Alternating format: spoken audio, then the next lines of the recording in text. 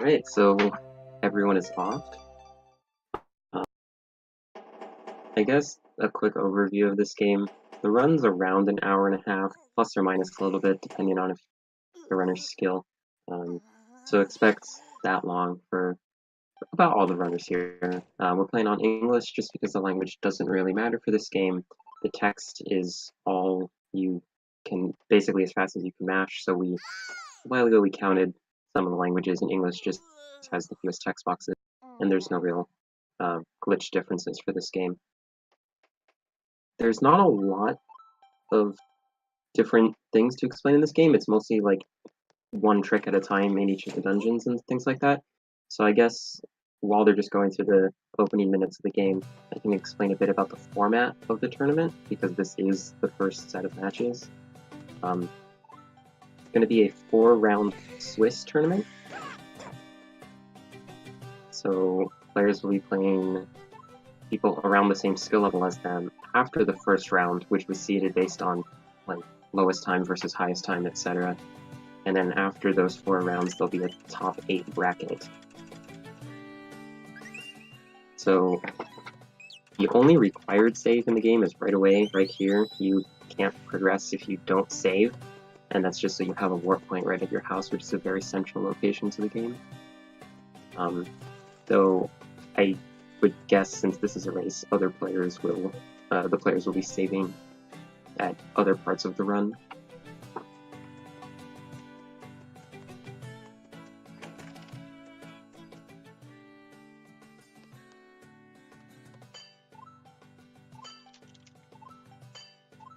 Just the standard beginning. You get the sword. And yeah, you go to the blacksmith. The captain's supposed to take the sword with him, but he doesn't, so you're supposed to bring it to him. But we're actually going to take a detour before that happens, and the runners are going to go to Death Mountain.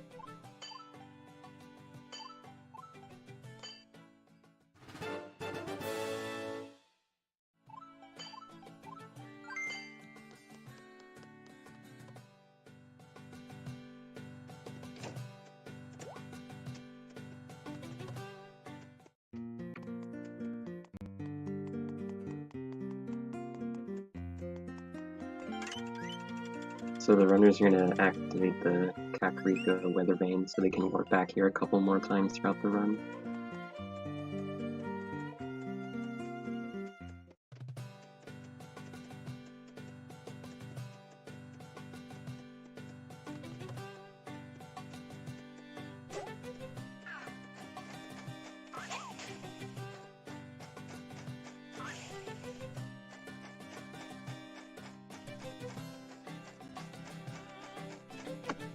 So to explain this first trick that's going to be happening, or did happen, wow, my streams are behind and lagging, but that's okay. Basically, you can do a damage boost off of this point up here and get over these rocks, which normally need the power lift to get past. That allows you to get to Death Mountain early. This is very important for a reason you'll see in a couple minutes.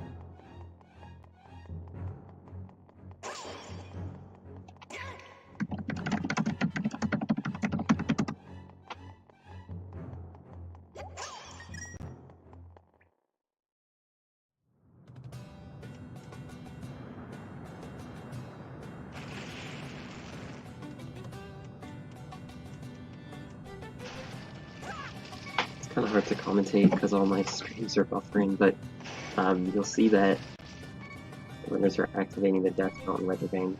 Even though we come here early, there's not much we can actually do here yet. We basically come up here for 2 reasons. 1, to activate the Weather Vane, and 2, to watch the cutscene of Death Mountain erupting. And that is important because it actually activates the shop, and not like what some runners call the pre-shop, which is like when Ravi is there, but he doesn't actually have like all of the items to rent to you, but it's the full shop where you can rent all the items except for the sand rod. And that death warp is intentional, as it's the fastest way to get back to the main part of Hyrule. Let me try to refresh these screens on my commentary page. They're all just buffering constantly for me.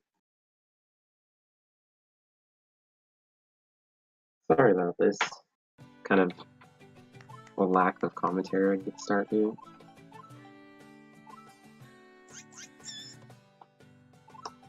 Alright, so the runners are going to be renting, depending on the specific route they're taking, they're going to be renting either the Fire Rod or Tornado Rod for free. First item you rent, regardless of what it is, will always be free, as normally the first item is the bow, which is just given to you, and then after that they can rent the bow for 10 rupees, which they picked up in the cave on Death Mountain.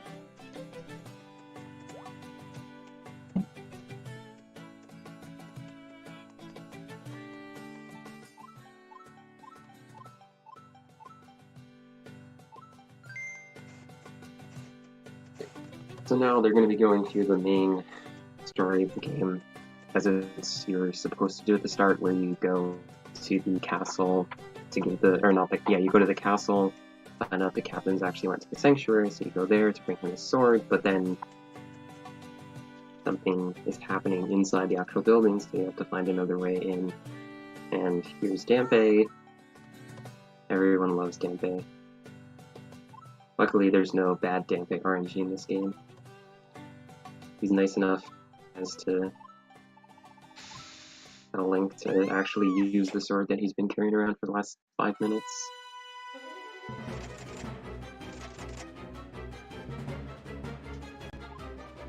So the runners are all going to be picking up some money as they go through the sanctuary. It's important that they pick up a lot of money throughout the run so they can rent all the items they'll need. And the main item that all runners are going to need coming up is the bombs. The sanctuary itself is pretty straightforward, although a bit random due to it being dark and there being enemies that are hard to see.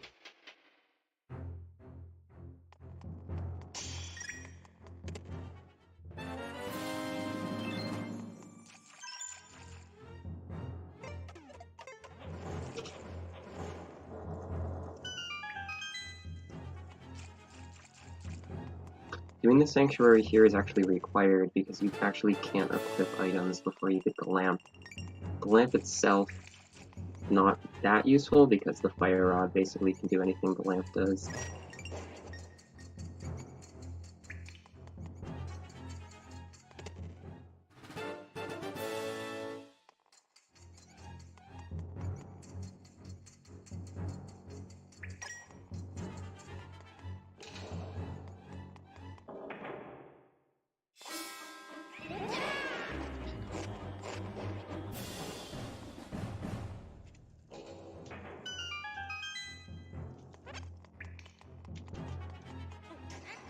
One of the funny side effects of doing things out of order is that because you triggered the full Ravio before the second Ravio before the first Ravio, the first one never goes away, and so now there's 2 Ravios for the rest of the game.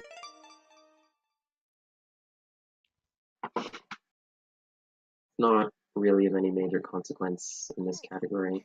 If you were to die or need to get the bow again, either by buying it or re-renting it, the positioning of that first Ravio makes it a little bit awkward, but not impossible. And that's really the only actual effect on gameplay. But that doesn't matter in this category.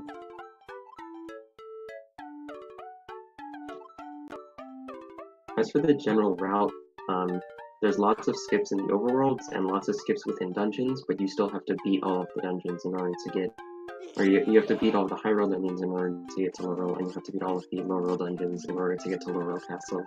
So it's an all dungeons run, no way around it. Though you will be seeing very little of some of the dungeons due to numerous skips.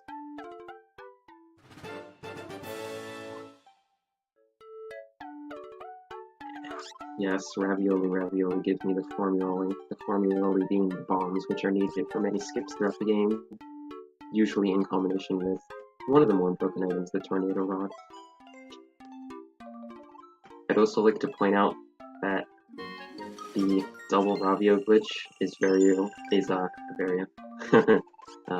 similar to the Floppio glitch, from Paper Mario 1000 Year Door, which is funny because it's Froppio and Floppio. Alright, so now we're going to be doing the Eastern Palace. Normally you're only supposed to have the bow when you go to Eastern Palace, and having Tornado Rod makes this dungeon a bit faster in that there's going to actually be a boss key skip that the runners are going to try and perform. They're also going to be collecting money along the way, particularly after they beat the boss, as they need to rent the rest of their items coming up soon. Like I said, the rupee route's very slightly from runner to runner. It's basically based on how much RNG they want to let into their rupee route. I would guess that some of the runners are going to be opting for less RNG as this is a race, but the difference, even if you get bad RNG, is not that great.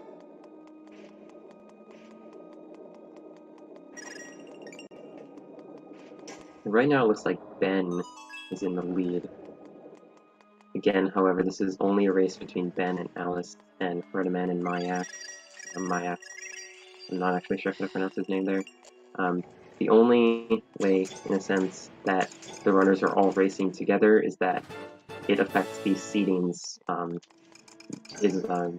their average time, so as this is the first round, their time in the first round, affects the seedings, but less so than whether or not they win or lose. Ben's coming up on the boss key skip here. He's going to lure this Armos over into a precise position, and then he's going to use the Tornado Rod, and hopefully it's going to push him up here. It looks like he wasn't able to quite do it. I like his positioning was slightly off. Yeah, Ben's still struggling with this trick.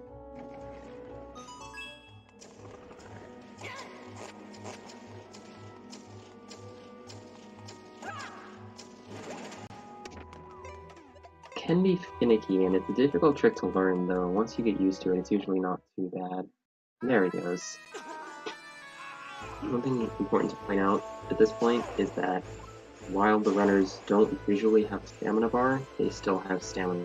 The only reason it doesn't show up is because things were done out of order, and normally, importantly, the cutscene where the stamina bar appears was skipped.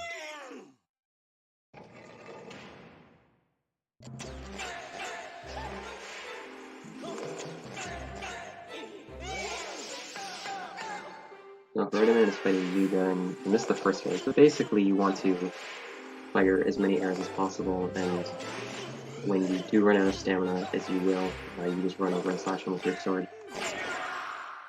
The basic strategies to get him to move or to come out of the paintings as close to you and as fast as possible. Just like Ben and Herreteman will be able to do that.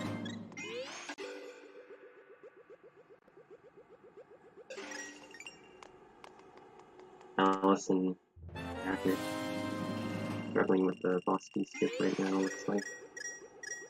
While Ben and Herreteman make it through the escape.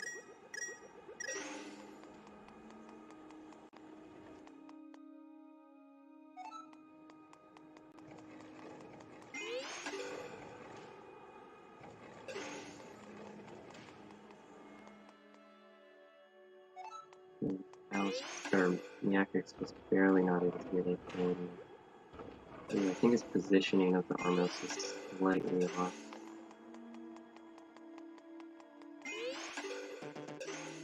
The position looks like it should work. I'm not quite sure what's happening,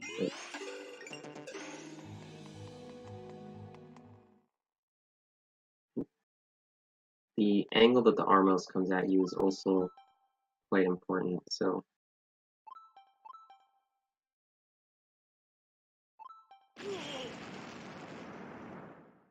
looks like Miakx had it and then got knocked off, but looks like both the runners got it now.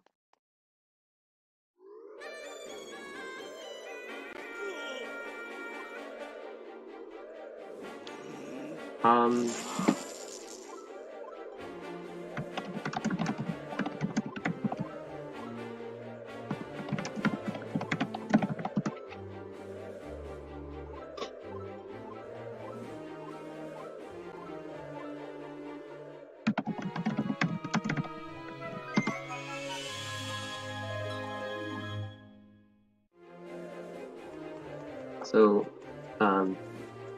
now the goal of the runners is going to be to get 2 items that are important for the rest of the run, the Pegasus boots and the flippers. Flippers are required for some stuff later on, so it's important. It's the fastest thing to do is to just get them for everything they're required for. In Hyrule, that's House of Gales. Now, where you can get to House of Gales without the flippers, because you need them later on anyways, it's better to just get them right away. And so, to get the flippers, you must make 2 trips to Zora's Domain, and so basically the runners are going to be rushing that first trip, because after the first trip, that's what unlocks you being able to get the Pegasus boots in Kakariko. So they're basically going to go to Zora's Domain, activate a weather vane near there, and then warp to Kakariko, get the Pegasus boots, buy the smooth gem, which will get the flippers, and then they'll go back and get the flippers. You also notice the runners rented, I believe, the hammer at this point, because the hammer is going to be needed for Tower of Hera. And then all the other items that the runners will need will be rented before going to Lolo.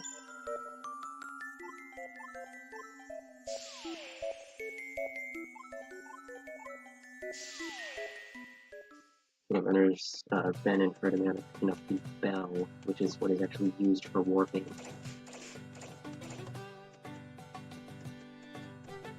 There's not a lot to explain in this section of the run. It's mostly just where you get to see some movement. Pegasus boots are going to start. Yeah, like I said, the runners are going to be getting the Pegasus boots soon, so there will be more options for movement. But overall, the movement in this game is pretty simple. It's just walk where you need to go, and dash if the distance is long enough. And avoiding enemies is also important when you aren't dashing, as you can just dash through most enemies.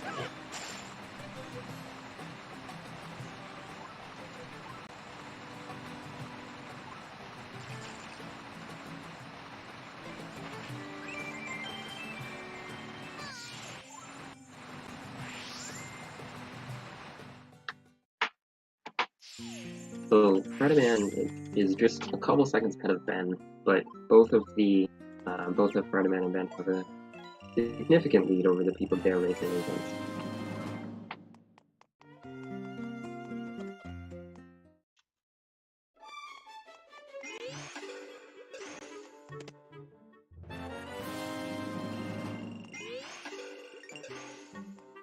The silver roof in this house, very important, not to forget it.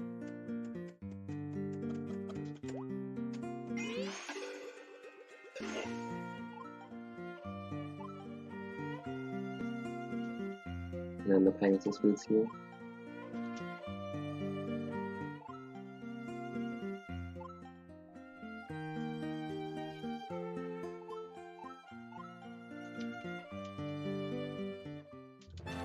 It's funny that Shady Guy still has in this cutscene, it still shows you where the smooth gem is, even if you've already bought it.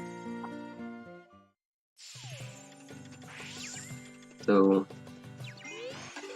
now that the runners are going to be going to get the flippers, there's a small cutscene skip they're going to do, basically just by using a bomb and a tornado rod to get onto a ledge, instead of going up the stairs, and then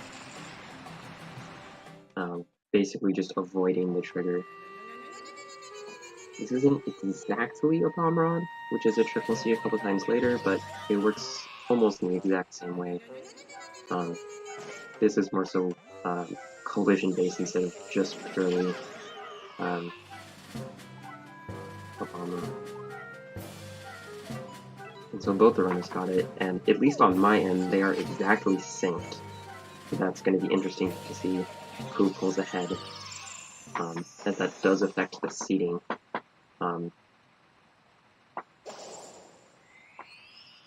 Most likely the winner of this Herreteman Ben, which again is not one of the matches, but whoever gets the faster time most likely will be playing Ron Rust in the second round.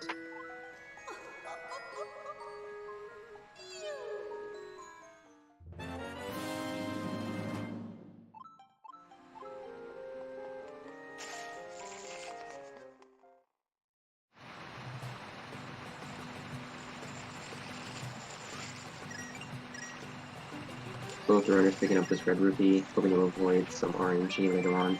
That red rupee is mainly the one that people would skip if they get good RNG, or if they're doing a slightly different route that allows you to skip it, but not too big of a time loss to get it. The next is House of Gales. It's just here in like Hyrule. Again, you can do this dungeon with the flippers, but it's better to just get them, because you absolutely need them later on for Swamp Palace.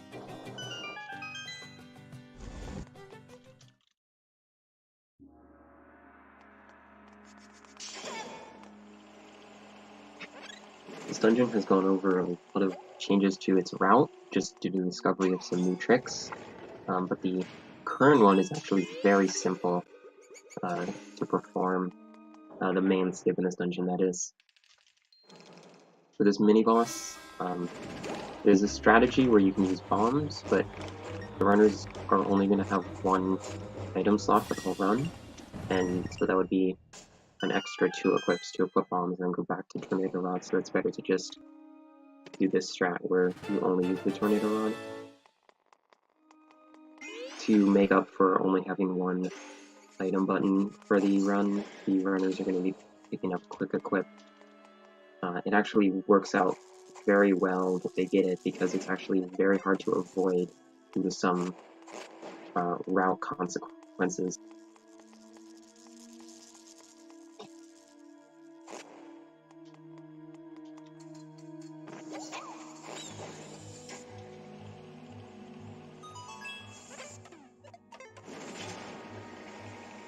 So, first floor is pretty simple and straightforward, not much to do, just some basic movement. The second floor is where the main scope of the dungeon is, and it involves getting to the third floor early. The only thing they have to do before that is they have to get the boss key.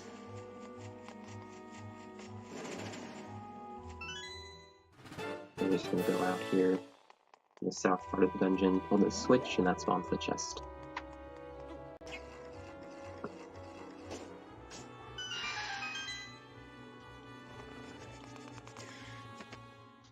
And through those flames is very tight, but does save a little bit of time and skips a merge.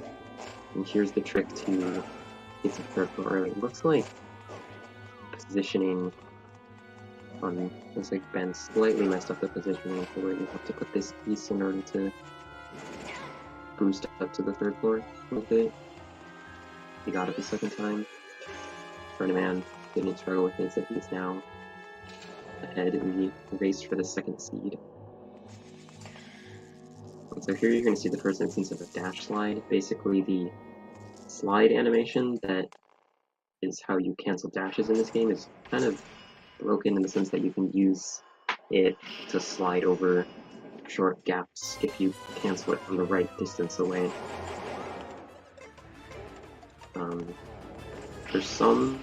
Sometimes it's not super precise, and other times it is super precise. One of the old versions of getting to the third floor early used a dash that was pixel perfect in order to get across a gap and activate the fan early. But luckily, there's that Tornado Rod, which is much easier. So you're going to see the runners use bombs to fight the boss, because they would have to switch to Tornado Rods after the PI, and that's 3 or 4 extra equips. So they're just using bombs to PI. You also notice that they're going to jump off in between rounds, because that'll refill their stamina. And if they don't do this, then based on how the stamina management works, they'd eventually run out. That's not good.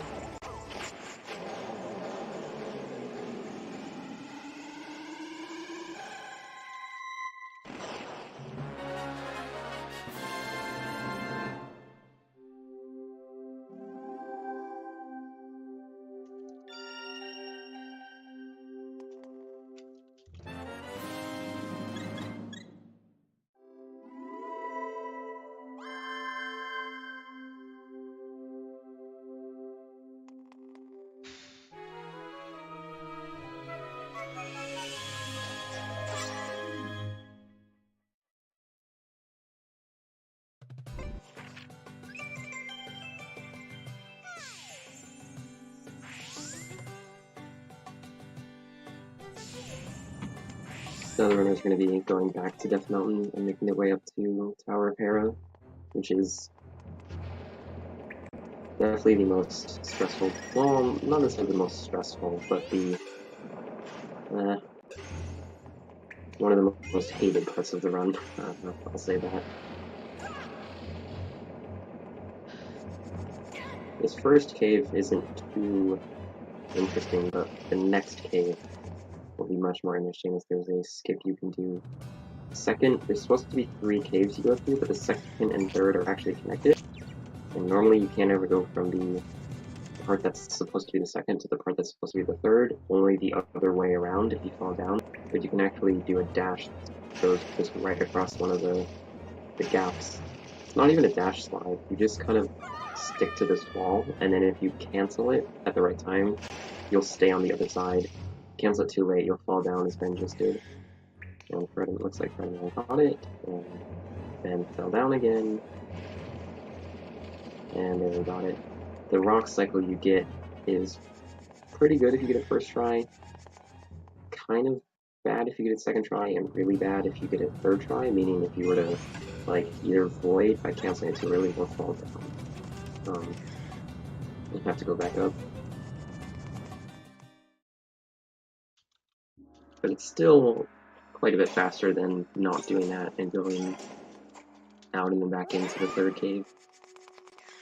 So in this dungeon, we're going to see the first true instance of a bomb rod. And that's going to be used to traverse the middle part of the dungeon out of bounds instead of going all the way around the outside. It skips some auto scrubbers and stuff, and we'll see that in a little bit from Herreteman in about 10 seconds here.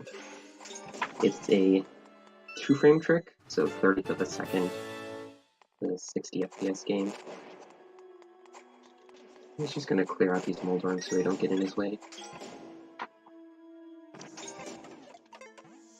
Definitely a point that runners should use to catch up.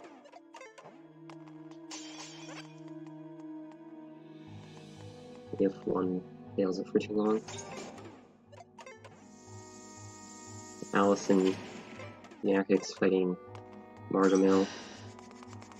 It looks like Ben got out of bounds. Looks like he maybe got that first try, couldn't exactly tell.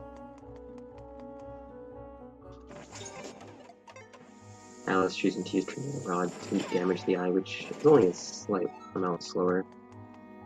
Certainly easier than using bombs. It makes the stamina management easier as well.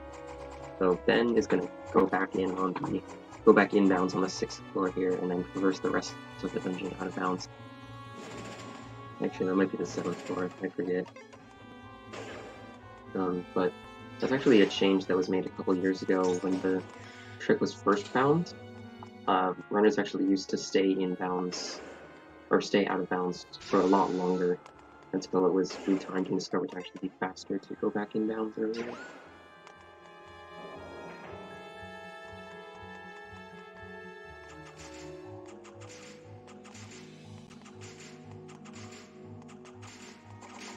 The boss key is just going to be right across from the boss door. People have tried to find a way to maybe stay out of bounds long enough and then skip the boss key, but there's just no way to do it. And the boss key is really close to the door anyway, so it's not a big deal.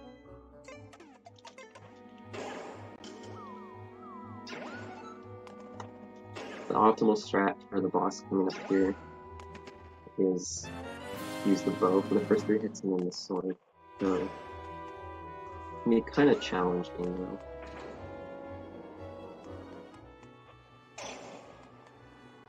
The first hit with the bow is pretty easy, but the second and third are kind of difficult. Especially the third one. On the second one, Moldorm is still moving slow enough so you can get real close, but if you get too close on the third, it's too fast and unpredictable, so...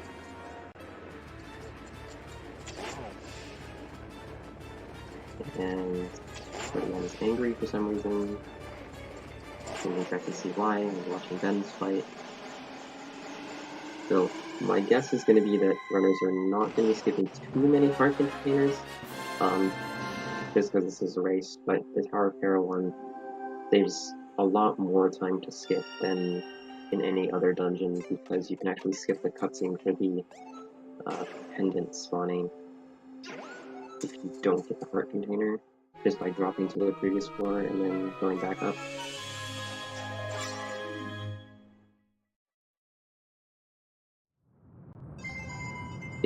That saves so much time that depending on where you are, it can actually still be faster to skip the pendant cutscene even if you were going to be getting the heart container.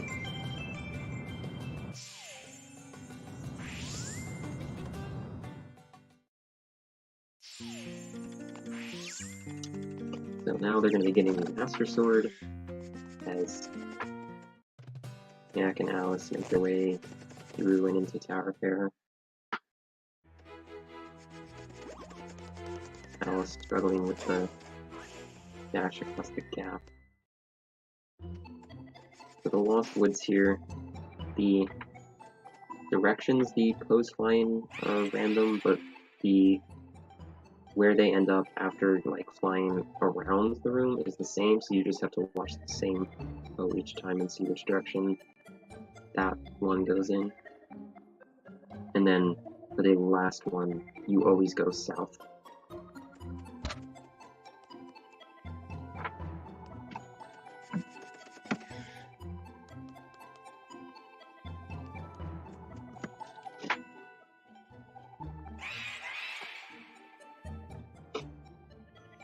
And there, Alice finally got the dash. But she does have to be careful for only having 2 hearts left. Looks like she's just playing it safe, though. Those boulders can kind of just come endlessly sometimes. Seems.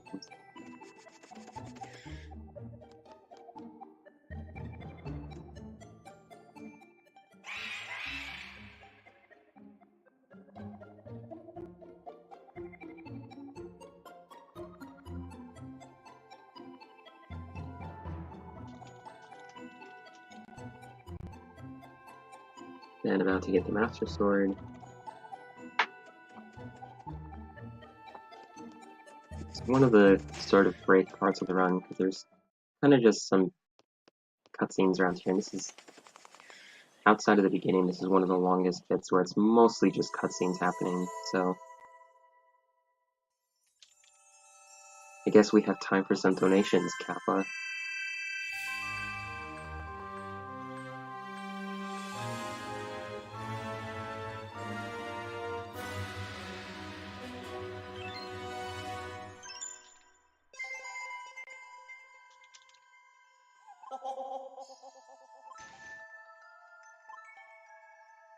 Looks like Miakx got the bomb rod, though I didn't see how quickly she got it. Alice still attempting it. So Ben's gonna rent the rest of the items here.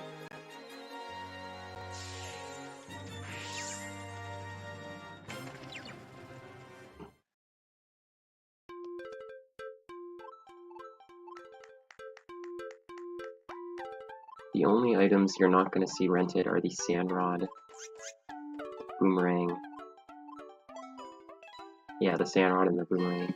The boomerang is just not required to beat the game at all, and the sand rod is supposed to be required, but through some tricks you'll see later on, it's not actually necessary. And then getting quick equip there.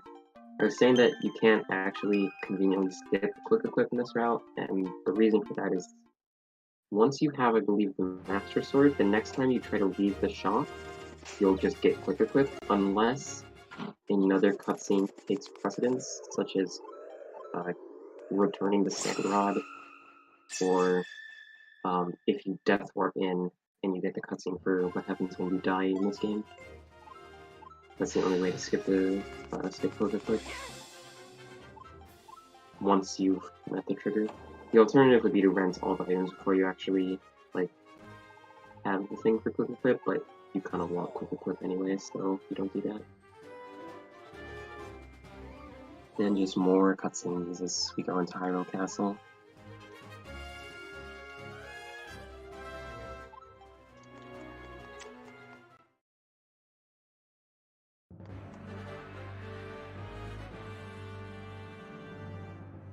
fastest thing to do here when you're in the lobby is just to wait.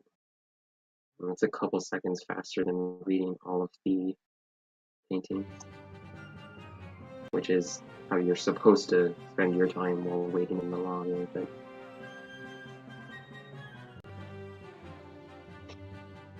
this cutscene here is also pretty messed up because of skipping triggers and stuff.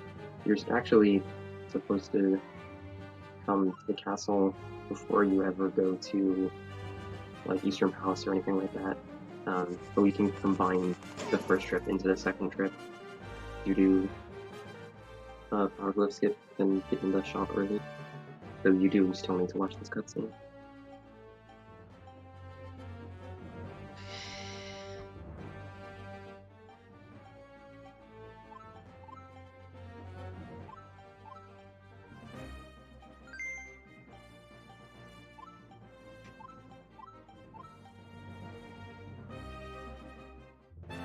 Miakx making his way through Lost Woods while Alice writes some over.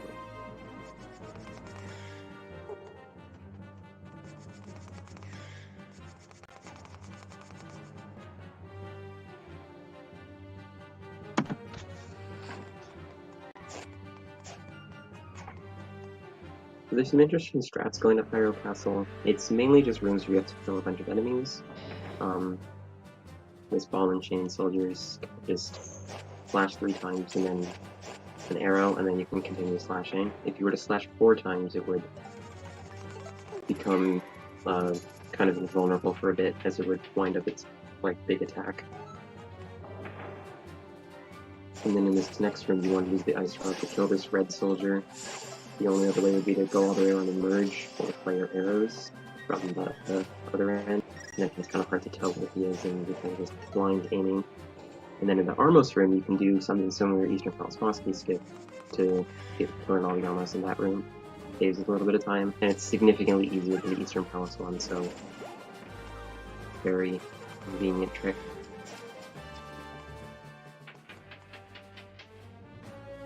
And then after those rooms, it's this cutscene, and then the rest is basically just movement. There's no more rooms where you have to kill enemies.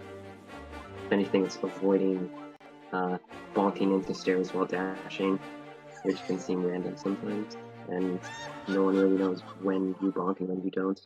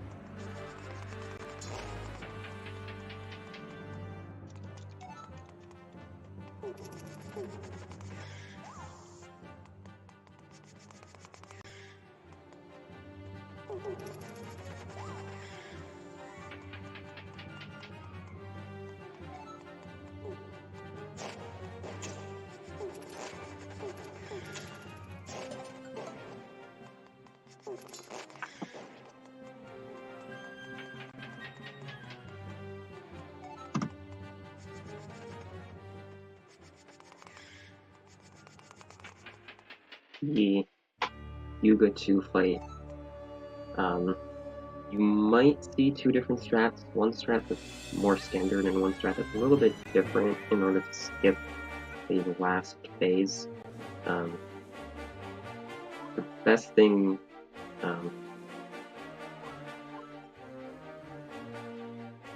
if you just do a slash every single time, you'll get kind of 5 phases, 2, and then kind of the second round where you can start to do more complicated and harder attacks, I guess. But the best thing to do is to do 2 spin attacks on the 4th phase, and then you'll actually be able to skip the last phase. Kind of depends on what RNG you get, because if you're just charging a spin attack, you move slowly and you might not be able to get to Yuga in time, depending on where it spawns, or where he spawns. If he crosses with another painting, then it can actually be either of them when he pops out of the wall, and so that's how it could be kind of hard to tell. Kind of random. Alternatively, you could do one slash and one spin attack on each of the third and fourth phases, but most runners choose to do two spin attacks on the fourth instead. And now, we go to low roll.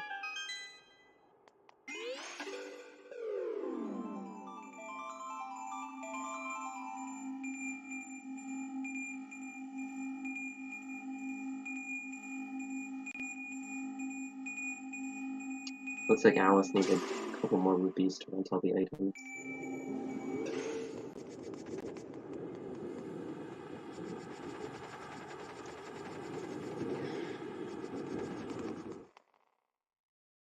So the low route over the years has changed based on what's been required for certain dungeons.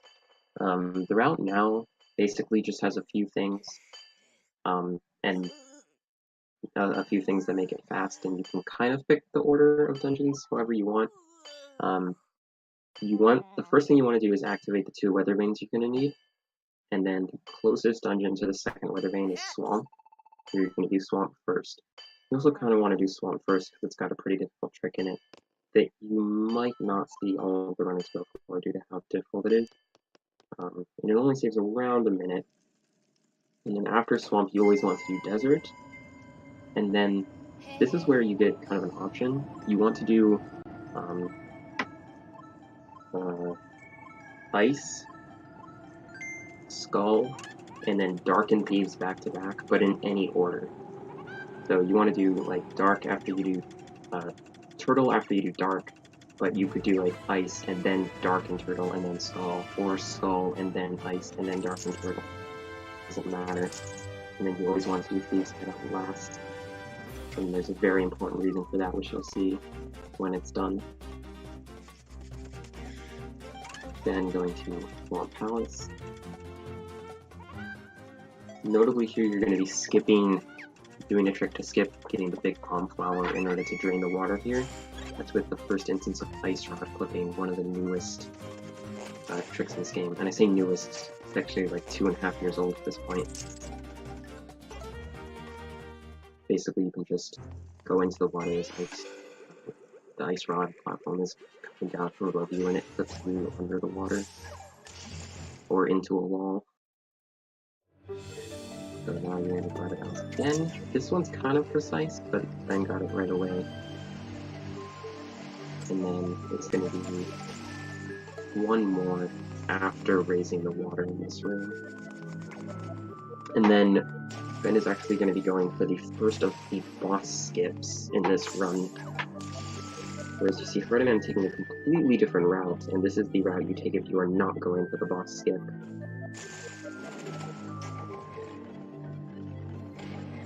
He's going to basically go out of bounds once to hit the switch, and then he's going to go out of bounds again, and now that the switch has been hit, he can get like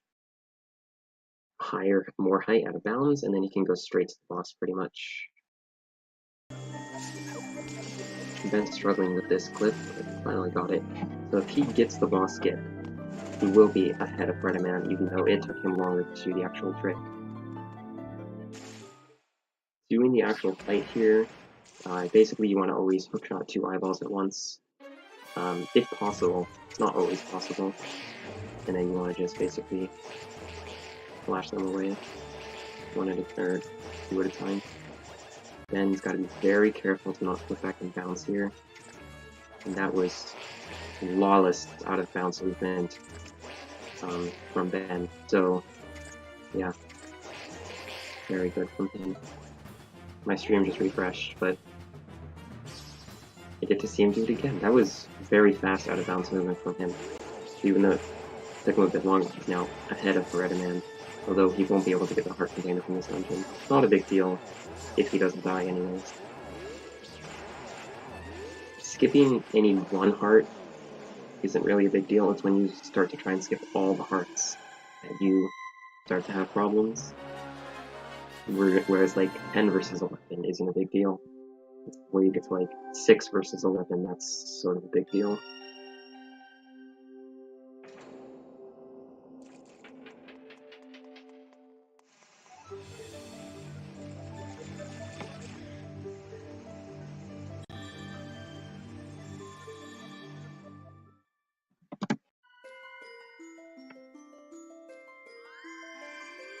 Desert Palace is a very fast dungeon, so if you blink, you're gonna miss it. I'll kind of let things happen and explain after, just so you can stand in awe of how fast it is.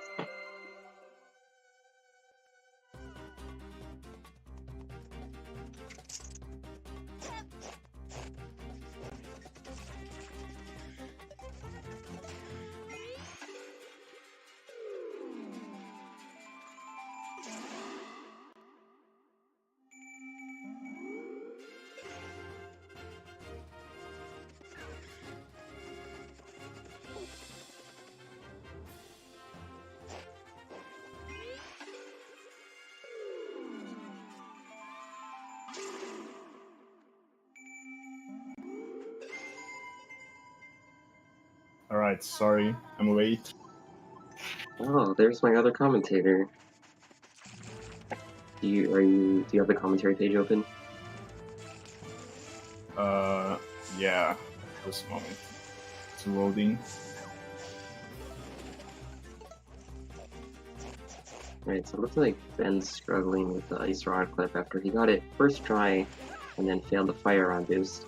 And then Herreteman just comes along and gets both first try, so yeah, that's pretty much Desert Palace skip. Then there's the boss skip right here.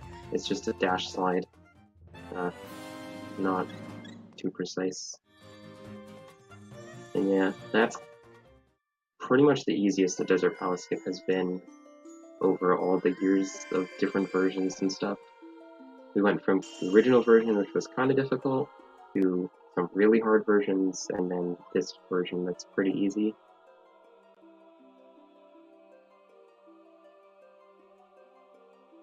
Then failing this Fire Rod boost again.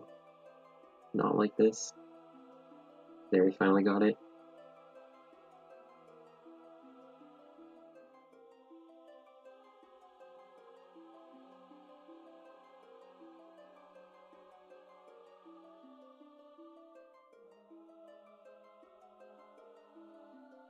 Wait, why is Herthe just waiting after finishing Desert?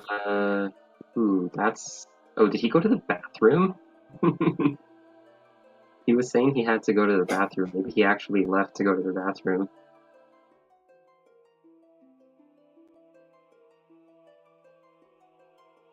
He is significantly ahead of the person he's racing, so maybe he thought he had time.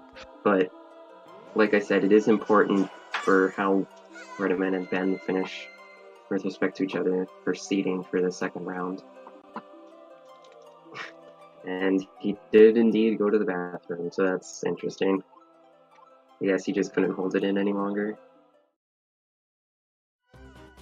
Miakx, or not sure how you say his name, gets the clip into Swamp Palace first try, so we'll see how his dungeon goes. As Alice enters low. I believe Ben is going to be doing Ice Ruins next. Herreteman will be doing Skull Woods next, so we're going to be seeing a bit of a route deviation here from different runners. That's pretty much preference. If you go to Skull, you can't get the hard container, but Ice you can get it just fine without losing that much of time. And Mia is going for the Swamp Boss skip.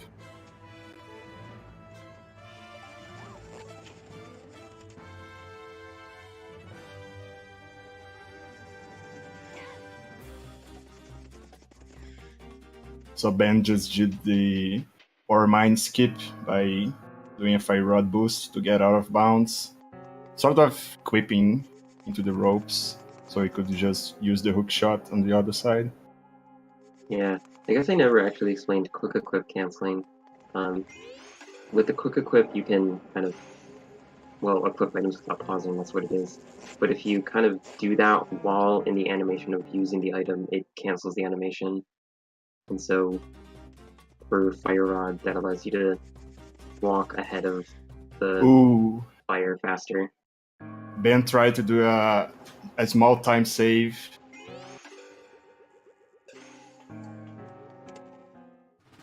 But he had the Ice Rod equipped instead, so he missed the cycle. Okay. Not like this. It only saves 30 frames, half a second.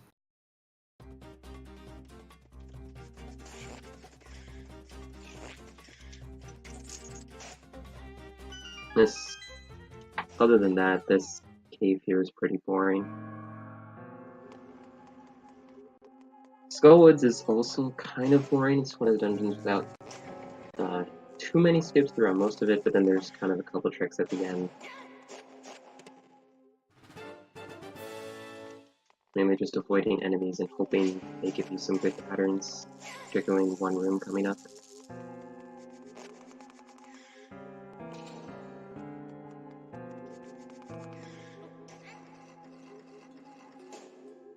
There's a faster way to go through this room coming up.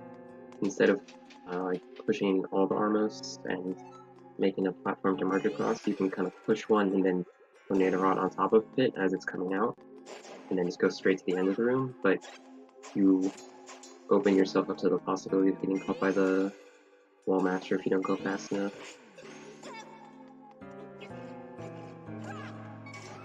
Ben's got... Be careful with his health. Or, Herreteman, not Ben.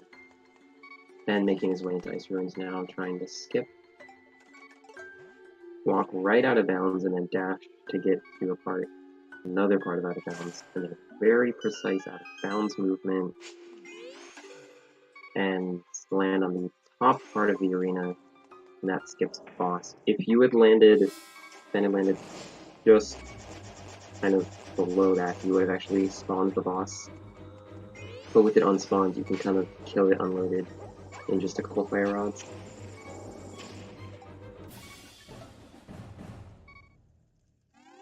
Me unfortunately whipped into the boss room. Is it the first Argus fight so far? Herreteman didn't go for the boss skip, but Ben successfully got the boss skip, although he did struggle with one of the out-of-bounds clips for a while. Earth is playing safe as well. You could just dash for the chest right there and then void out to return to the door. He only has a heart and a half though, so I guess he's playing it safe.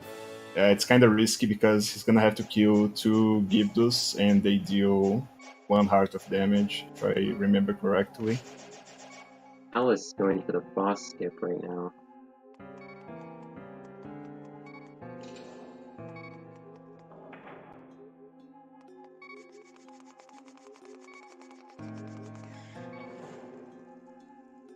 Very safe. Very slow. The runners usually go for either Ice Ruins or Skullwoods. Looks like she was able to Just get it, changing. but very nice. But Ben's gonna do Skullwoods after Turtle Rock, I believe. So it's gonna do Dark Palace right now. Ben does kind of the route that I prefer, just because of the order of difficulty, in my opinion. But again, it's up to preference mainly. Herreteman just duped the eyeball, basically by picking it up as it entered the kind of the thing you're starting to, and that just dupes it. You don't have to go to the bottom of this room and get the second one. Ben now doing Dark Maze skip. So many things to explain when runners do stuff in different orders. But basically he used that enemy to clip out of bounds and skipped the going through the entire maze. Saves quite a bit. No out of bounds action. Just skipping the Knuckle Master. Yeah.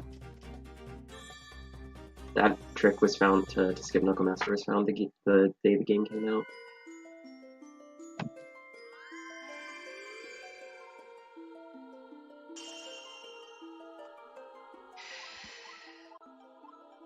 Me and Alice are pretty much synced. Both going for there's a palace skip.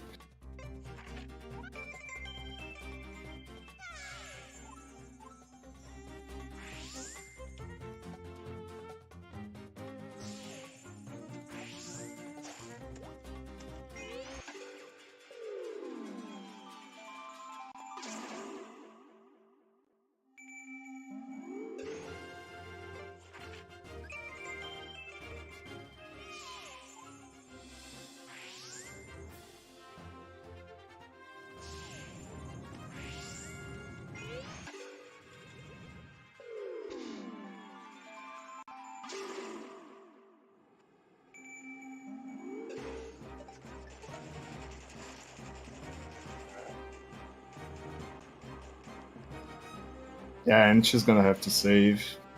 She got only one more try before she dies.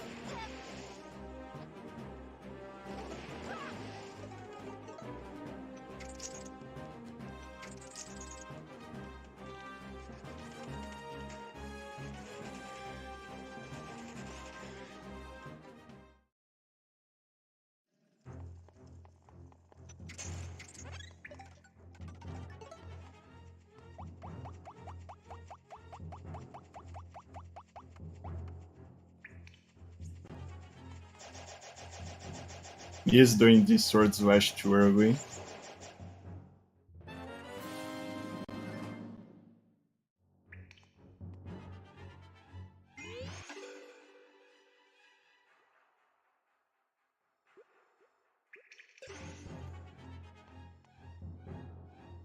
And for the Dark Policy, all that's left is to get the boss key, but it's kind of tricky sometimes because the bomb could clip as it's approaching the switch, so he would probably have to get the stamina jar.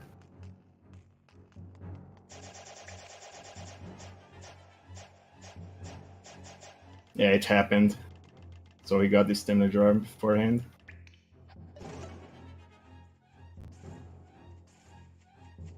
For no reason, it could clip out of bounds.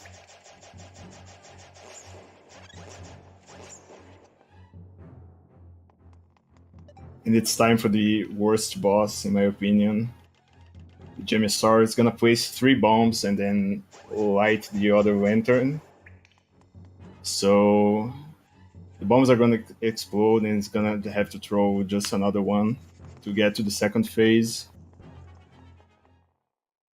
And for the second phase, the boss can be like a pain. Just decides to run around and you can do nothing about it, or he could just do this roar attack and just make everything go dark again. It all depends on RNG pretty much. That's why it's really annoying. Yeah, it's happening, he's not behaving. It'll always do the roar after the first 3 hits though, so that wasn't random or anything. Yeah, I meant for the second phase. Yeah.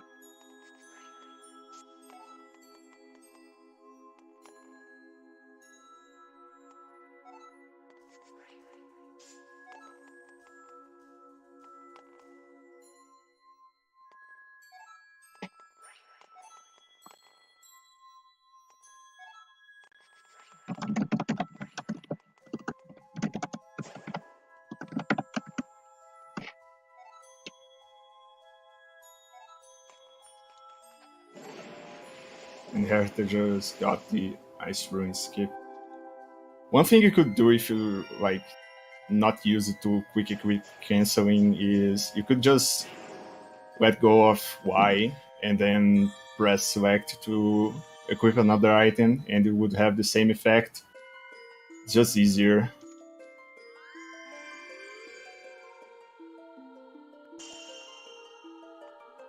Me is going extra safe because he only got 1 extra attempt and he's gonna have to probably reload. I did not see if he saved or not. Yeah, he's gonna get. He needs to get health, and it's kind of risky here. He could die.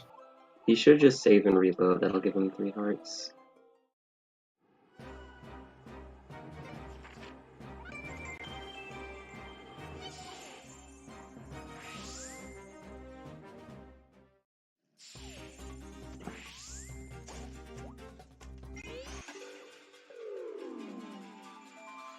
Then I also just did a Fire Rod boost to get out of bounds and get to the Totorock area just around the Dark Maze without having to go back to Hyrule. And he did an animation storage right there, so he would not have to save all the turtles to get into Totorock. Put this donation to saving the turtles.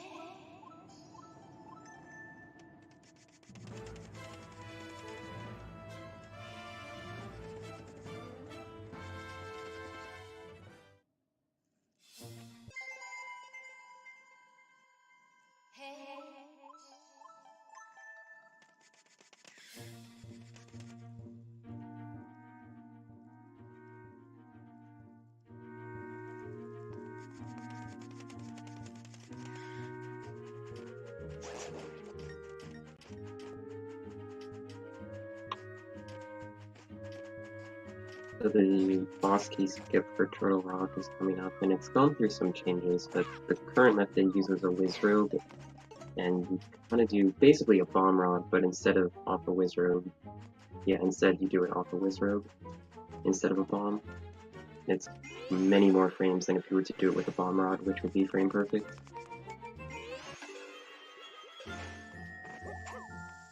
And got it pretty quickly.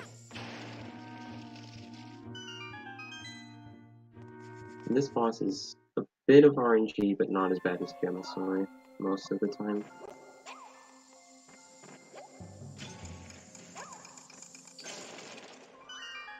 Miakx still struggling with Desert Skip. Oh, it's I got it. Nice.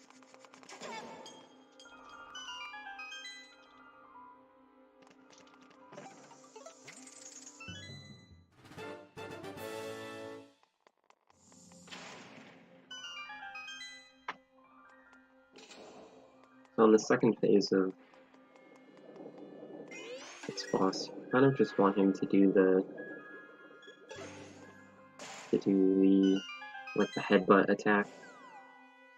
The attacks where he spins around and like kind of explodes some fire around or just waste a bunch of time. And it's usually, if he does the spinning around attack, it's best to just tank it if you can, because it cancels the attack. And kind of interesting, but overall not very good luck.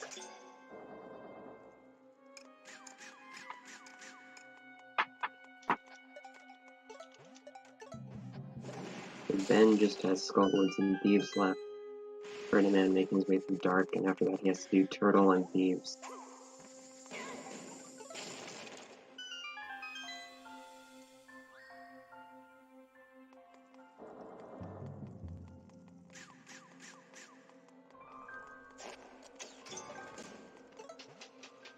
Oh, and since that Mia is doing Dark Palace next. Mm-hmm.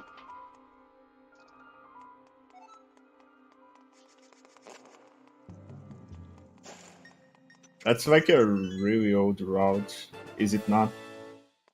Yeah, Like before we got like Swamp Palace, boss skip and New Desert Palace skip, I believe. Yeah, I believe the route before the swamp and like the ice rod, the pre-ice rod clipping route, you would do Dark Palace as the first low roll dungeon, and you wouldn't actually hit the Weather Vane at the vacant house in low roll. You would hit the one by Desert Palace instead, I believe.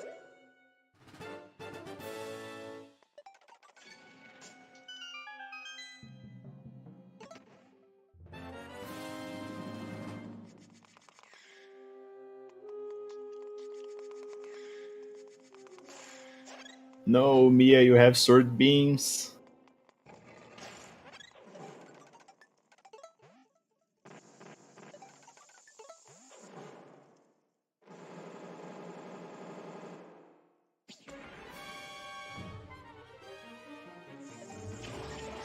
Yeah, so if you have sword beams, you can move this enemy into the position a lot quicker. Otherwise, you have to use the hook shot.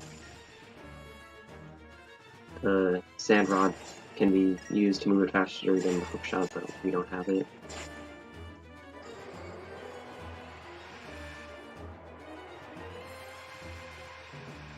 Let's see what RNG Herreteman gets. In a good position, but it could be bad. That's pretty good, just getting 2 headbutts. Basically the best case scenario.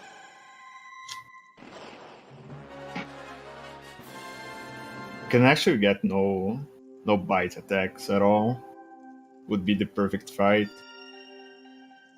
Oh, like it just standing in place pretty much? Yeah, I think if you time your sword slashes properly, it should help. It depends if he's gonna start moving around. If he doesn't, you can actually force him like to stand still and not attack at all. I got it a few days ago, but I'm not sure if that's really how it works. That would be like the perfect RNG. Mhm.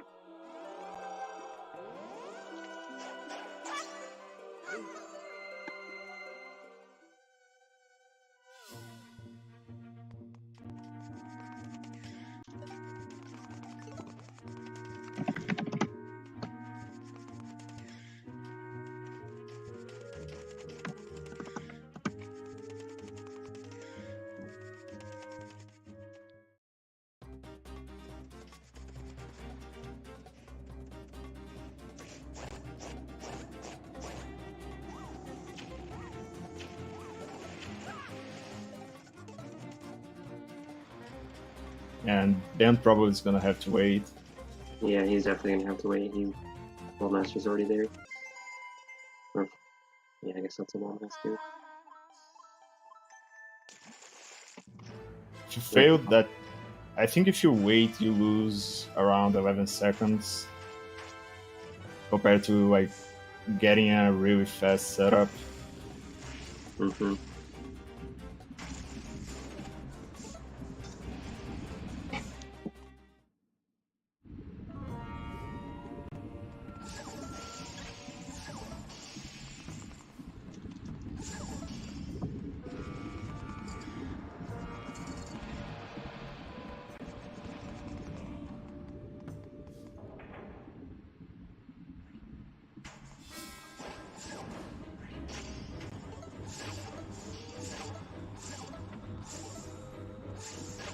But there's nothing really new going on. We've already seen all the dungeons and things happening right now.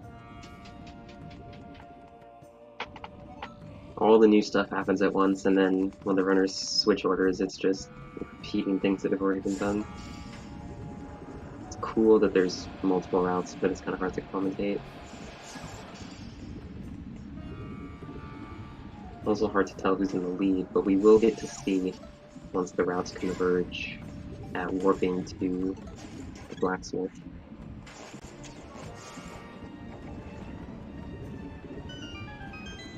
Big bow shot from Herreteman to get one of the wizards.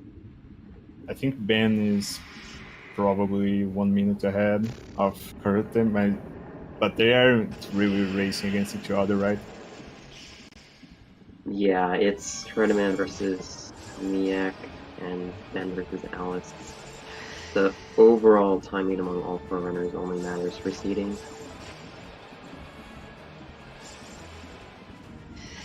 And it does indeed look like Ben is ahead as he's gonna do a boss skip here. Just Herreteman.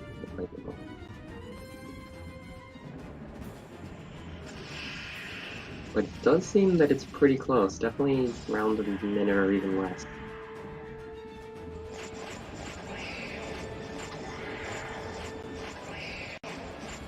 Is he gonna get the triple bite? Oh. That was...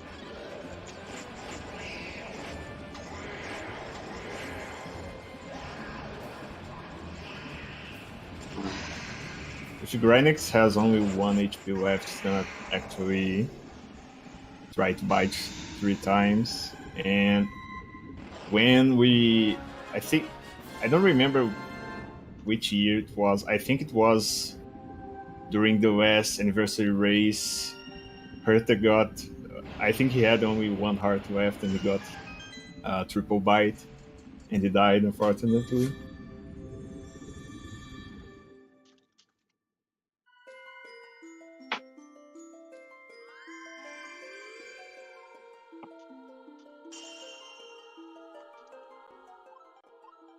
Yeah, they are actually pretty close. It looks like they were around 40 seconds, less than 40 seconds apart. Which is kind of funny because Herreteman went to the bathroom and lost him probably around that time or more, so... So to access Thieves' Hideout, you would actually need to learn the password around the city, but it's always the same, so you can just go straight there and just select the options. It's one of the first dungeons, but since we can actually do a cutscene skip later, it's better to leave it for West. Yeah. And saying that you want to do Thieves last regardless of the order of the other dungeons, because you can skip you overwrite the Triforce cutscene with the Sand Rod cutscene, as Thieves is never supposed to be the dungeon that you do last, and there's a special cutscene after it for Return of the Sand Rod, which overwrites the Triforce cutscene, which is about a minute. It's quite a big time save. I was going extra safe for the status push. Mm-hmm. If you go fast enough, you actually get hit only once by the arrow. So that's how you can actually tell if you got a good run or not. If you get hit twice, you were just average. If you got hit only once, you were pretty much perfect. Ben is also this will run than playing it faster in terms of hearts. He has more hearts than Herreteman does. You don't really want to have full health here because sword beams actually are really bad for the Igor fight. Yeah. If you hit the Igor with the sword beam, you only deal 1 point of damage instead of 2. So you can get 2 cycles with that.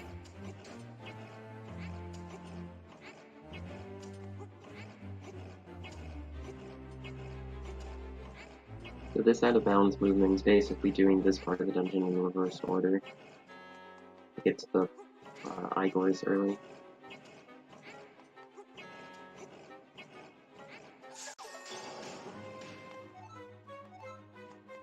This fight can be pretty tricky to get a 2 cycle, and also be pretty deadly if you mess it up.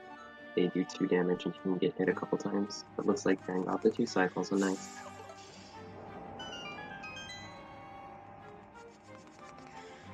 And they are opening the doors because you actually need to save Thief Girl, and although Link can close the doors from the other side, Thief Girl can't, so she would get stuck.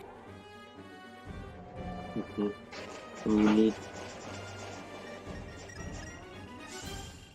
The trick to get the 2 cycle is pretty much let the Igors get as close as possible before you release the first spin attack. So they're gonna shut their eyes pretty much at the same time, which makes it a lot easier to kill all of them before one of them decide to, oh, gonna just wait 1 more cycle.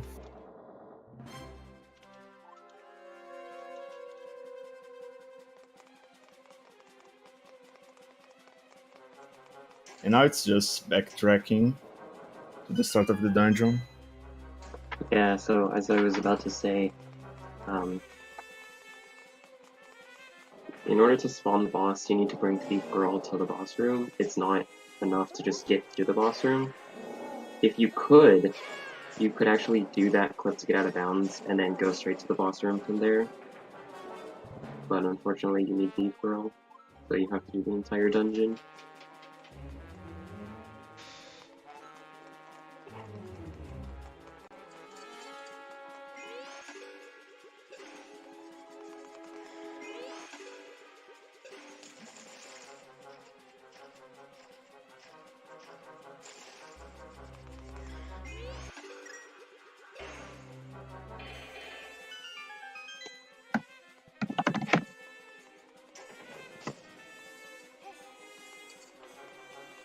This dungeon's pretty boring though. After the first bit with the out of bounds and the Igors. Just a couple small optimizations. Ben just walked into that cutscene there, and you can skip it. Loses a couple seconds not getting it.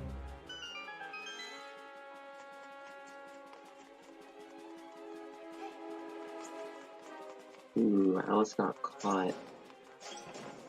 Oh, and Ben got the small clip that you could get right there. If you cancel your dash, I think it's frame perfect. You could just click there instead of having to like drop down after the small cutscene from the door is opening.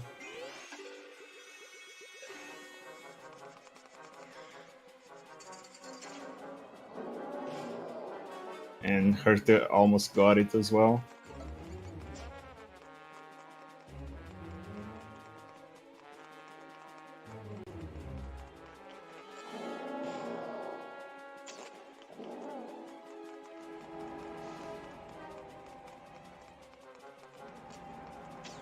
That was really risky. The rat almost pushed Ben off, and he would have to get this girl back again instead of going back upstairs. So it's not a good idea to fall there. If you lose Thief Girl, basically regardless of where you are, it's gonna lose you a minute at least, potentially more.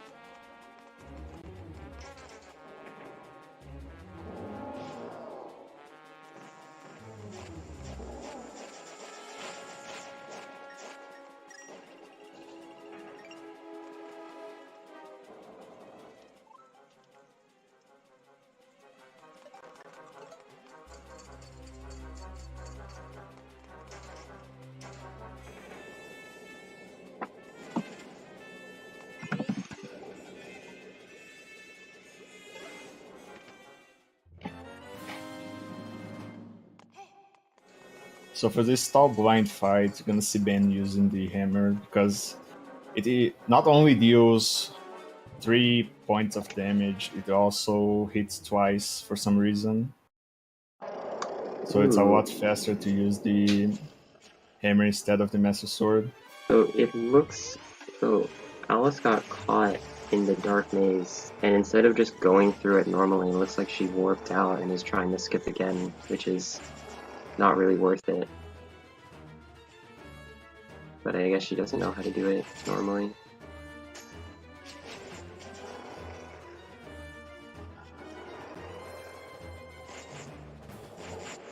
So this is turning out to be a pretty close race between Ben and Herreteman. It's going to come down to Ganon fights and trial skip, I think. Herreteman's only around 10 seconds behind, at least based on how I see the streams.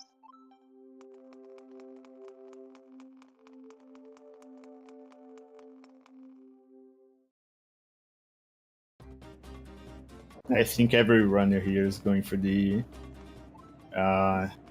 new method to skip the trials. Yeah. For a race, it's actually pretty safe because you usually have more health than you do in a run. Mm-hmm. So you can try a bunch of times.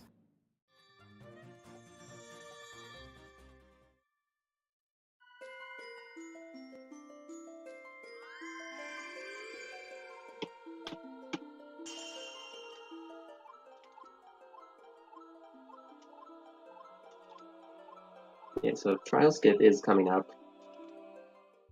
My guess is the runners are going to safety save before entering the castle, but trial skip is basically you want to get out of bounds in the trial where you're supposed to use like bombs and stuff to get to the... I believe there's a refight of Argus in that trial. And the original method was to use a small bomb and a recoil jump, but recently more runners have been using this strategy that was come up with, I don't know, maybe like 2 years ago or more.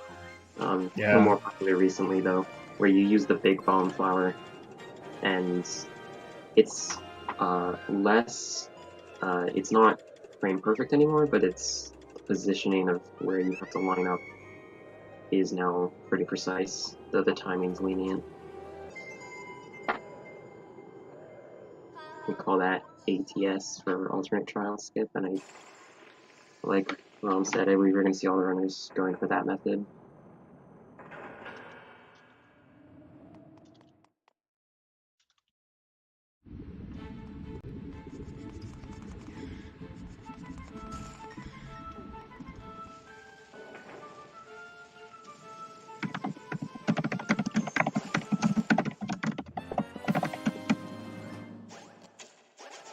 This Ball and Chain Soldier is basically the same strategy as the one in Pyro Castle, it just has more health.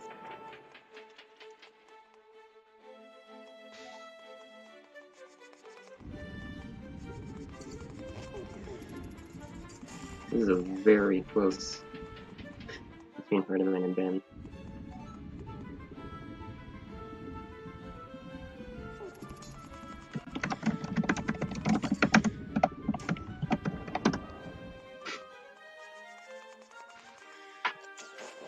So dying here is not as bad as the rest of the run, because you only need the bombs at this point to finally beat the game. Bow can be helpful, but you don't really need it. Alright, so this is almost synced up here as they go for trial skip.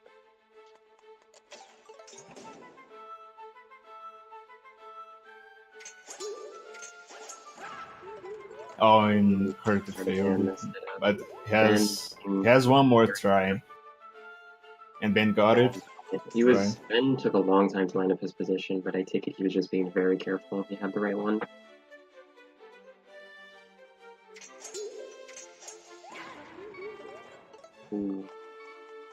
Herreteman needs to go get more health now. He needs one more heart.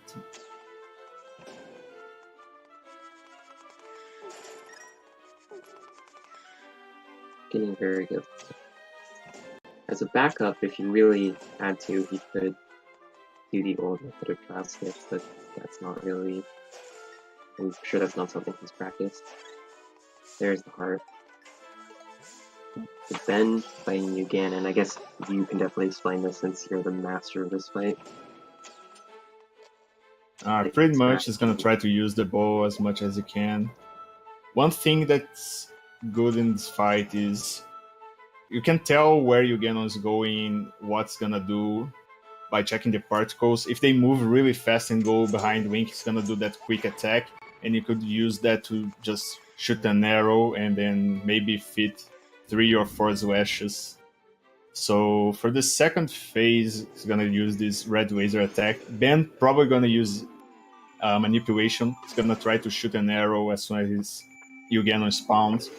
And that's gonna force him to either throw the spear with good RNG or do another red laser attack. Yeah, and he's getting a really bad RNG because he just got another red laser. So Herreteman got trial skip, and meanwhile it looks like Alice forfeited the race.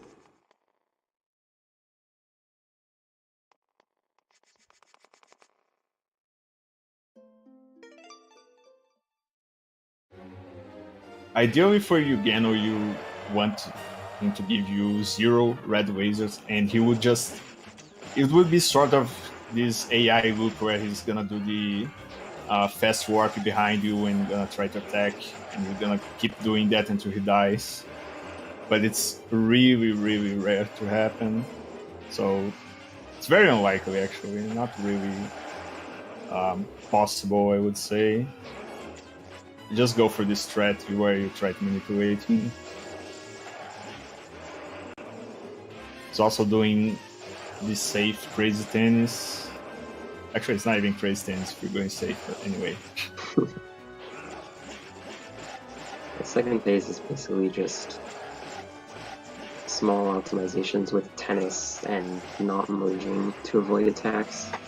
Every time you merge, you lose half a second. Just because everything kind of pauses when you're merging.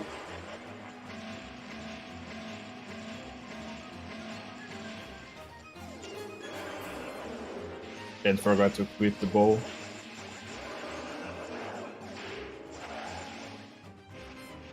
Doing crazy tennis, I think it saves maybe 3 to 4 seconds at best.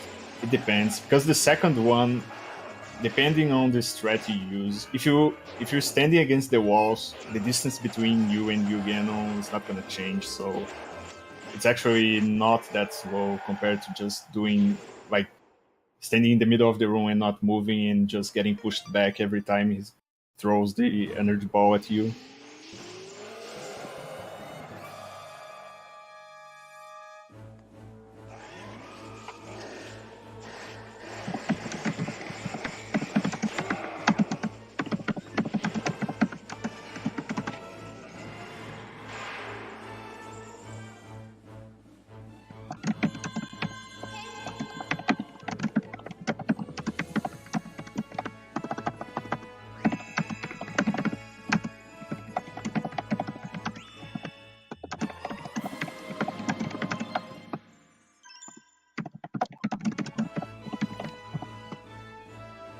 and for the last cycle to just mash B. Doesn't matter really. The first and the second cycles you have to time the sword slash, otherwise you would get hit.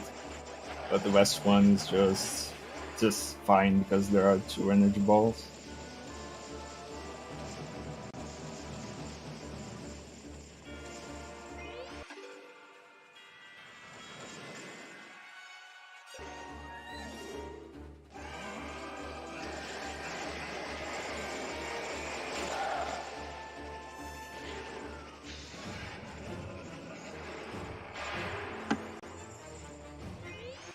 Yeah, not pretty good run from both Herreteman and Ben, except for the unforgivable bathroom break.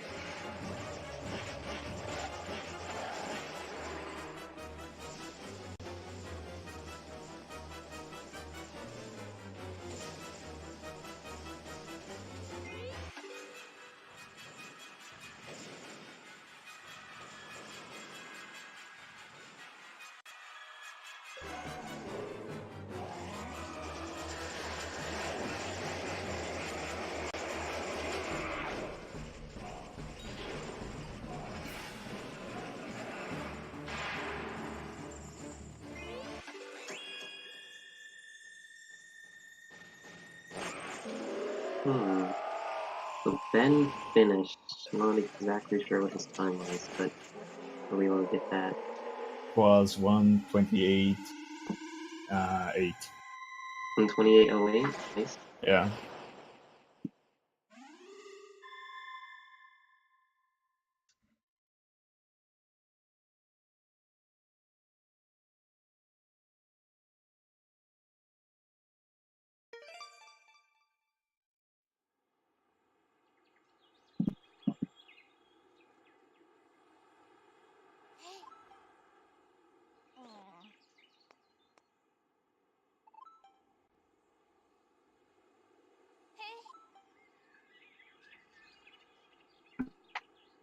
Yeah, so the reason I wanted to do a Swiss format for the tournament is kind of evident here in how not close the races were. With the Swiss format, you kind of put players up against people who are more closer to them in skill level. So hopefully future races will be much closer.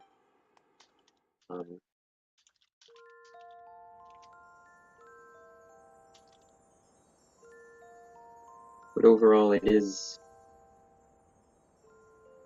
advantageous for a runner to try and finish, but if you can, it's not the end of the world.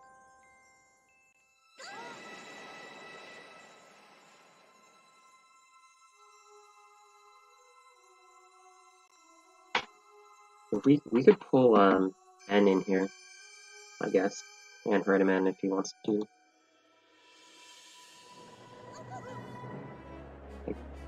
Maybe I can do it.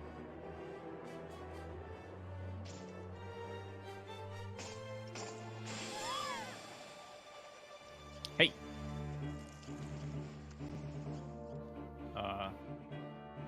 Hey. Hey, I'll be right back.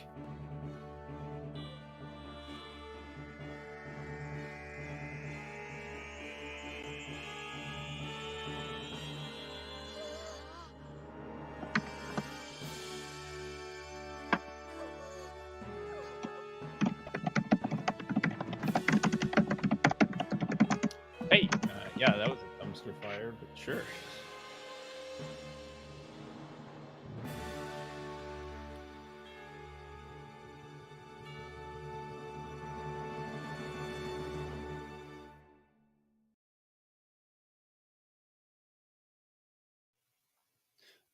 What dungeon order is Mia doing? It was Swamp, Desert, Dark, Turtle Rock, Ice, Skull, and then Thieves. Wow. So it's gonna be halfway through the Skull Woods right now. Yeah, that's a strange order. Where does that come from? I remember it being like really old. Maybe during the start of 2016, I think. Right. It was Yeah, something so like that. The pre-Ice Rod clipping route, I believe, did Dark Palace as the first dungeon, so it's just a more traditional order. Though it is the same speed as doing any of the other orders that you or Herreteman did. Y'all remember when you used to have to do ice ruins? Wow, it was pretty bad.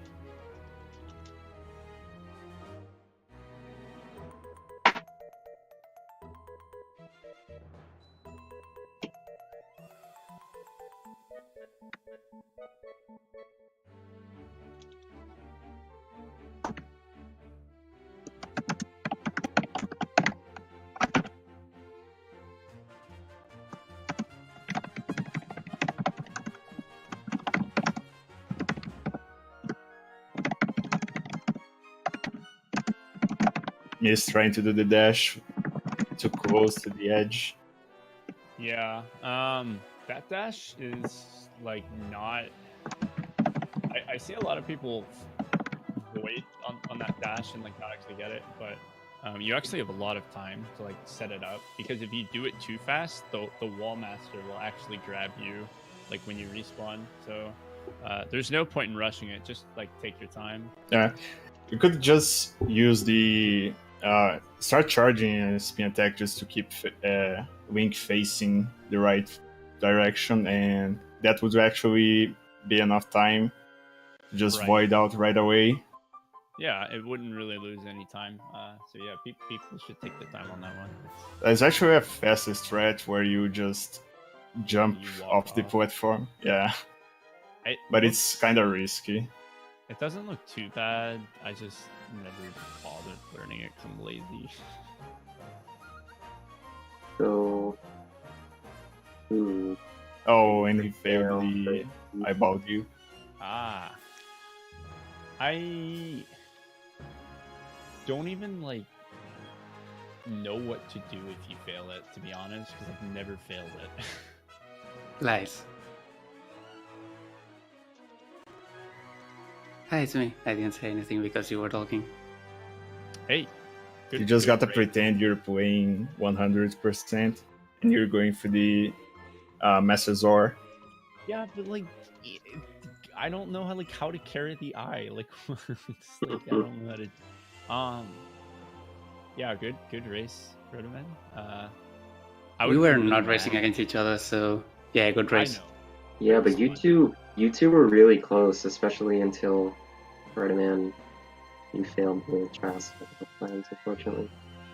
It made it real fun because low stakes, but still got to show up. I would have been upset though if you had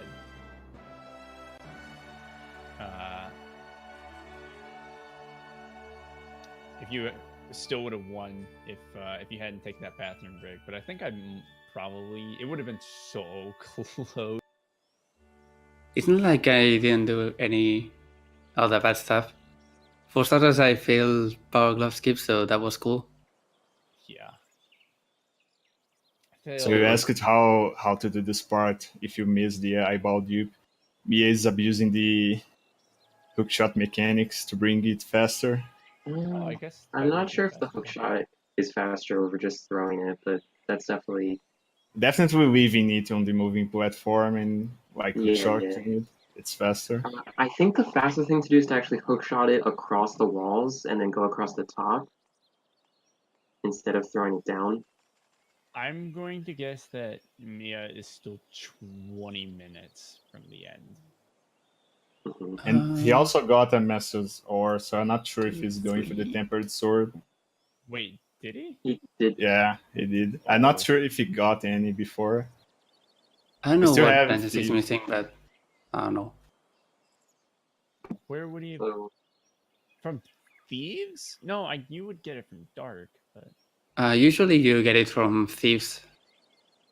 As far as I know. If you got a Master's Ore from... Because Thieves definitely is lower than getting from Dark. Yeah. The Temper Sword route... The Temper Sword route was Thieves and then Dark. So you got both really, really early. And then just go get the thing. But that was like before Desert. That was before like Zaganaga's skip. So yeah, it was before we could skip basically every boss in the game, making it not worth it. So I have to figure out exactly how the seedings are going to work due to the round 1 forfeits. But I believe that unless... So the idea that I came up with would be to still have... would be to have Romulus and Wanu race each other, but not to actually race each other, but just to get a time that would be used for seeding. And if you two don't want to do that, then what it basically is Romulus keeps the first seed, and then Wanu would be seated behind Ben because that's where he was. And want to get a better time, or I think anyone who didn't race should just keep their seed placement. Yeah, Should so be what it is. So I guess Ben beat Herreteman, so it would be Romulus, Ben, Herreteman, and then Enwanu because Enwanu was 4. Wait. If is there any way that I don't race Romulo? Because that's what we should go with. If Can we do that? If No, we make Romulus and Enwanu actually get times in order to do seeding, and then Romulus gets like a worse time than Herreteman. Ha! Ha! Ha! So I'd either make both of you do that or neither of you, because it wouldn't be fair to have like one of you potentially lower your seeding. Well, how many rounds are there in Swiss? 4. 4? Well, you're gonna have to face him eventually, probably in Swiss anyways. Yeah. So I think I think the best way to do it would be have probably I would race him next. Yeah. So yeah, and then Enwanu will keep his 4 seed as well. What about DDS? So we still have to wait for one more match in the first round, which is Boicho versus Araxis, I believe. Right. And then Edius will be seated basically between the winners and the losers because he had a bye. Right. When is the other match then? I can probably commentate it. I'm not entirely sure. I'm also pretty sure that Boicho's going to be using a webcam, so that's going to be a... It'll be something. We'll figure it out. So hey, Mia's doing the clip in Thieves. I wonder if he's gonna do it with the ice rod or with bombs. Yeah, it's gonna be like bombs. Bombs is just safe because you have to hold at least from the middle to the upper part of the statue for the clip to work. So if you're not confident enough with the ice rod, you could just place a bomb and just wait.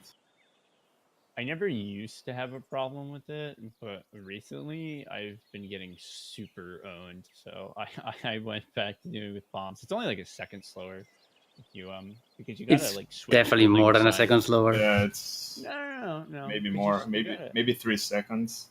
It's also not cool compared to ice rod. Okay, hear me out, right? You have to switch from pulling the statue to pushing the statue anyways.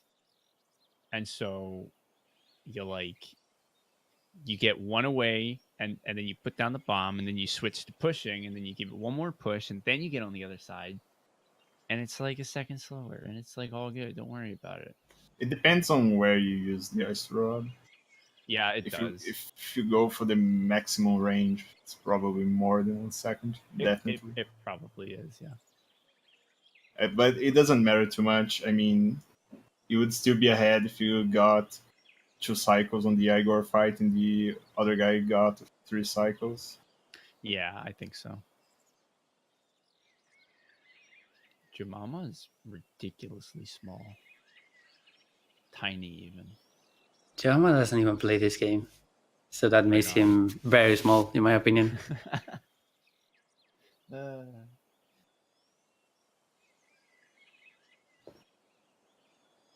Oh, what is this strat? Okay, this is interesting. I've never seen this. This looks very safe. This room sucks. There are no good strats in this room. Hey, nerds. No, there's a great strat in this room. Hi, Tres. Hello. Hello. It's just when you mess it up, you look Dude, like a big idiot. Nerds Like me. hasn't been around in like months. What are you talking about, Trez? Right. You know, I just insult everyone I would. That's my jam. That's what I've been doing for the past 2 years. Pretty much insult everyone I commentate or work.